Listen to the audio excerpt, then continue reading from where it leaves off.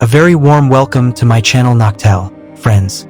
Today, I want to share with you a folktale from Assam, a beautiful state in the South Asian country, India. Assam is located in the northeastern region of India. This land is full of lush hills and mighty rivers. The most important river here is the Brahmaputra, which originates from the Himalayan glaciers, flows through Tibet, enters Arunachal Pradesh and Assam, and finally meets the Bay of Bengal in Bangladesh. Now, the banks of rivers are not just fertile lands. They are also fertile grounds for creativity. Think of things like Mississippi blues or Delta blues. Aren't they artistic legacies born by the river? In a similar way, the story I'm about to share may have emerged from the hearts and minds of people living along the Brahmaputra. Or who knows, it might even be true. Or real. Let's find out. About 400 years ago, Assam was covered in dense forests and sparsely populated. In a small village by the banks of the Brahmaputra, lived a simple family of two brothers and the elder brother's wife. Though the original tale didn't mention any names, for our ease, I'll name them. The elder brother's name is Bapan, his wife's name is Ramala, and the younger brother is Rutan. Every day felt like a picnic for them, full of joy and laughter. They didn't have many worries. They sowed rice before the monsoon and reaped it in winter. They hunted wild birds for meat during the day, and at night, they cooked and feasted around a bonfire. Their favorite activity was fishing on their wooden boat, especially at night. Everything was peaceful, until that dark night arrived. It was just another new moon night. Bapan and Rutan went fishing in the river as usual. They had heard that upstream, there was a meander cutoff where many delicious fishes could be found. Bapan wanted to surprise Ramala with the tastiest catch. For those who don't know, a meander cutoff is an abandoned path of a river, often forming an oxbow lake, rich in biodiversity. So, they set off with joy, drinking some local beer called Hajj, singing folk songs under the dark sky. They lit their torch using an old technique, cloth wrapped around a clay-coated bamboo stick. As they sailed, the river narrowed and the forest grew denser. Earlier, they heard wild animals, but now everything was silent. So silent, it felt unnatural. Bapan could sense Rutan's unease.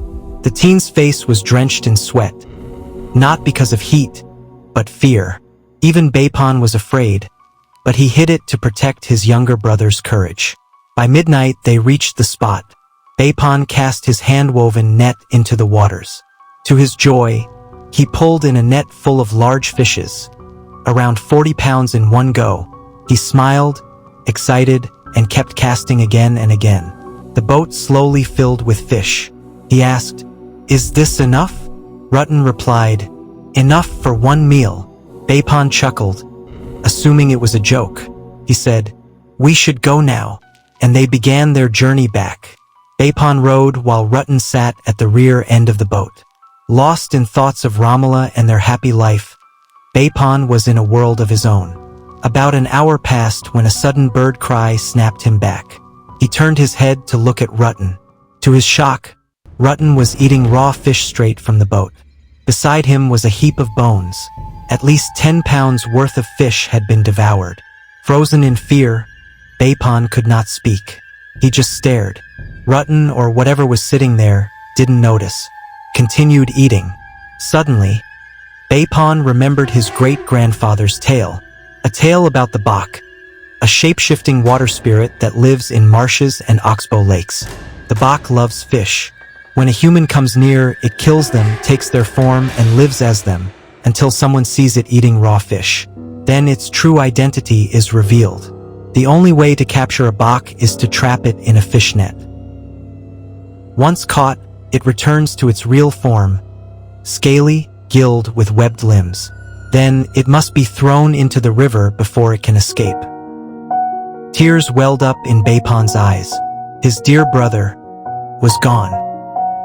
Without a moment's hesitation, he threw the net over the creature. Instantly, it transformed, no longer Rutan, but a grotesque being, short, webbed, scaly, with frog-like limbs and gills for ears. It sat motionless, caught. Fueled by grief and rage, Bapan kicked and punched the Baak again and again until he collapsed from exhaustion. Then, gathering his strength, he lifted the Baak, still in the net, and hurled it into the river. He returned home, devastated. Ramala held him as he wept in her lap. For 3 years, Bapan barely spoke. His eyes were always empty. Then, something changed. He became a father. Ramala gave birth to a beautiful baby boy, and Bapan named him after the one he lost, Rutan. Friends, that was today's story. I hope you enjoyed it. Thank you for watching and listening so patiently. If you liked it, please support this effort by subscribing, commenting, and sharing. You can also donate if you wish, it really helps. Thank you again. See you in the next story.